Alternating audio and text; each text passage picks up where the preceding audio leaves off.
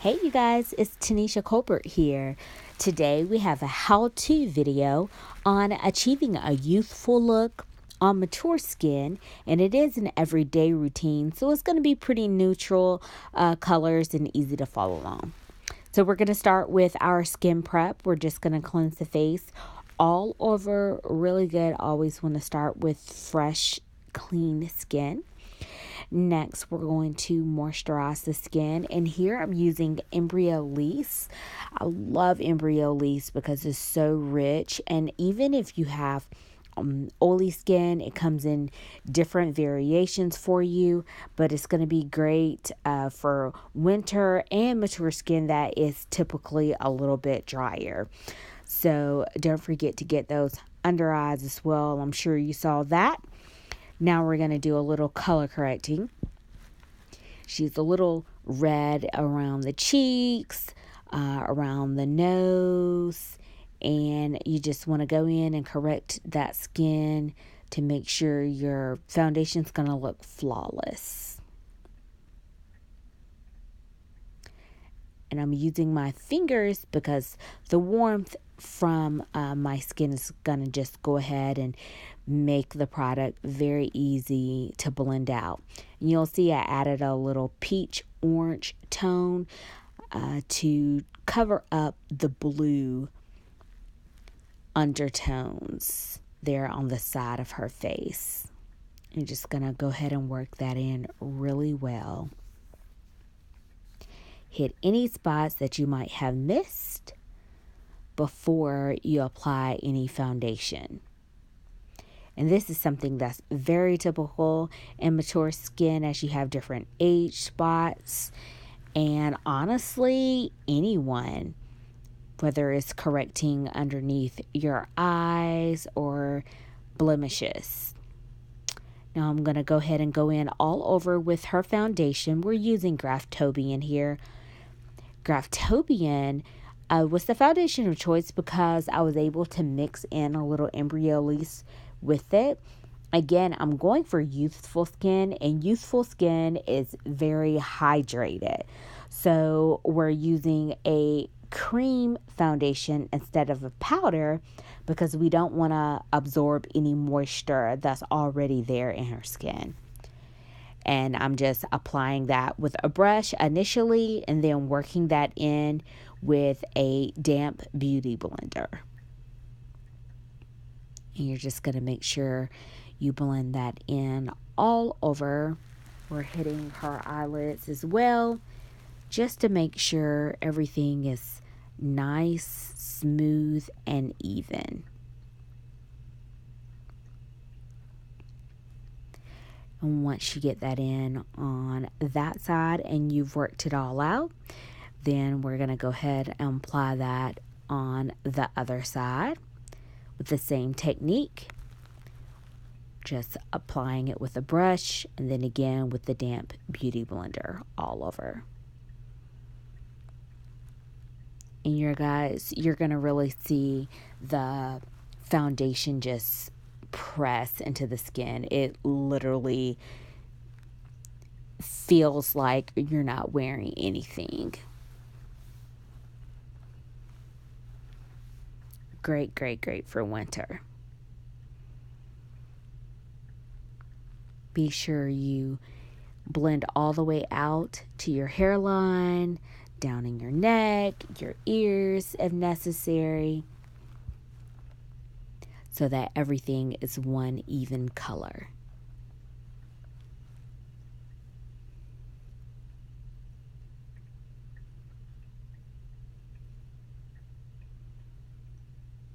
Okay, we're going to then apply concealer. You're just going to apply that in the areas. Here we're using a little concoction here, a pro longwear concealer with a little Maybelline Fit Me and full cover.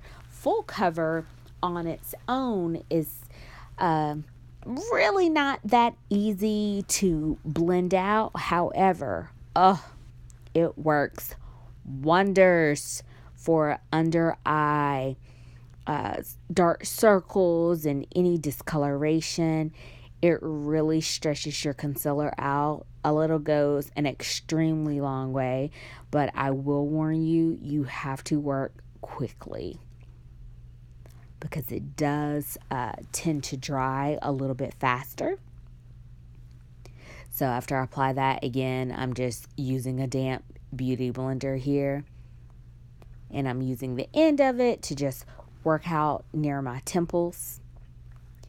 Then you're going to go ahead and make sure you've completely blended all of that out. If you set your concealer with lines, girlfriend, those lines are still going to be there. So you want to make sure you blend that out. And then I'm lightly setting that area with a little RCMA no color powder. Now here's the thing. You've worked so hard making sure that the skin is very hydrated. You don't want to cake powder all over the face. So you're just going to lightly dust that powder, lightly set those areas that need to be set. So I'm hitting those areas that typically crease, around her nose, getting the eyelids, because we want to make sure that we create a great canvas for the eyeshadow that's going to come later. And then along her forehead, anywhere where wrinkles might show up, and then you're good to go. Next, we're going to groom the eyebrows. And we're using Anastasia Beverly Hills Brow Wiz in the shade medium brown. And you're just going to fill those in with short strokes in the direction that the brows naturally grow in. Of course, you're going to do this to your liking. But since my model does not wear a lot of makeup on a daily basis, we're making sure that we keep this entire application, including the brows, very natural. Then you're going to go ahead and go over to the other side. Remember, guys, brows should be sisters, not twins. So no need to make them absolutely perfect. We're just helping them out a little bit to frame the face. And as you can see, as I'm going in with those short strokes, I'm still using the spoolie to keep them nice, soft, and natural.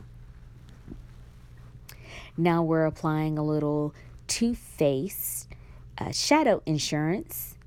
Create a nice base for our eyeshadow. And it's going to keep the eyeshadow from creasing. It also really just makes, your eyeshadow pop a little bit more. So I try to always use eyeshadow, especially on clients that have oily skin. And we're using a mix of Makeup Forever eyeshadow singles. Sorry, you guys, I forgot to write down the individual colors.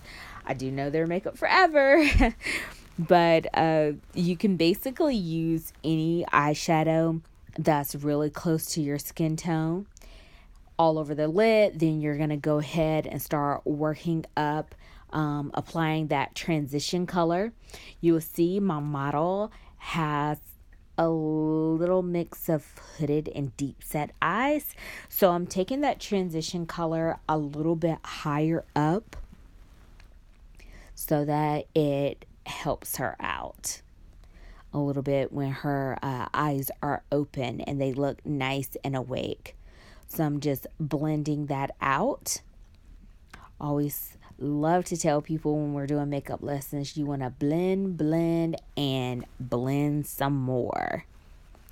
So definitely have you a good fluffy brush that you can work that eyeshadow out. And we're just going in now with a deeper, a more rich brown in her outer V. And we're just taking our time placing that color there.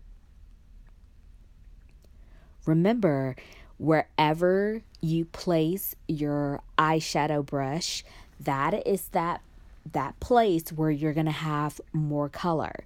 So you want to be very careful as you're adding the eyeshadow. Just take your time. Less is more. Remember, it's always easier to go in and add more eyeshadow, but it's a little bit more difficult to take it off. So just take your time, place that brush exactly where you want it, and work out that outer V nice and slow. Practice makes perfect, so if you don't get it the first time, just keep on going. And just a little tip, it's always great to practice eyeshadow looks at night because you're about to wash your face off anyways. Of course, then you might end up wanting to take a ton of selfies for social media, but hey, at least you would have practiced a great look and nailed it. Okay, so now we're working a lighter shade just for a little pop from the center of the lid over to the corner. And now I'm just taking a brush that doesn't have any color on it and just blending that out so that it's a smooth transition. We're doing that on the other side as well. For mature skin, we're not really using shadows that have too much glitter in it because you don't want those specks in the shadow. You have to think about it like light. As they reflect light, you don't want them to draw more attention to any wrinkles or imperfections in the skin. So just a little bit of a shimmer or sheer shadow for a little pop there. Now here, instead of using a traditional black liner underneath, I'm actually going in with that darker, that deeper brown tone that we used in the outer V underneath her eye to line it that way. Again, the model does not wear makeup, on an everyday basis. So this is a good option for those of you who may not want as dark of an eye. Now we did do liner on the top and mascara off camera. So now we're gonna go in with a little NARS Laguna and Deep Throat as well for her contour and blush. And this is a very light contour and just kind of working that 3 shape, and then we're diffusing a little color on her cheeks with Deep Throat by NARS and a light round circular motion, and just working that out from the apples of her cheeks on out to her temple very lightly. Again, less is more, so you always can add a little bit more if you need to. That, as you can see, it looks very natural here. So we're going to go ahead and go to her lips. The model came in with well moisturized lips. Typically, I would have applied Aquaphor in the beginning just to make sure that by the time you get to your lip color, they're ready for you and nice and moist. The lip liner goes on a little bit easier, and your color just looks better overall. So we're using Stila Contour lip color. I like it because it's really natural and looks good on everyone. And then we're going over this with Maybelline Vivid matte lip color. I believe the color is Nude Flush. I'll be sure I post that below so that you guys can have that color as well. And I just picked this color because it gives her a little bit of pop, but not too much. And of course, we have to finish it off with a little finishing spray, or a glam spray, as my daughter calls it, and MAC Fix Plus. And there you have it. A nice everyday skincare routine for a youthful look on mature skin. Thanks for watching. Don't forget to like, comment, and subscribe.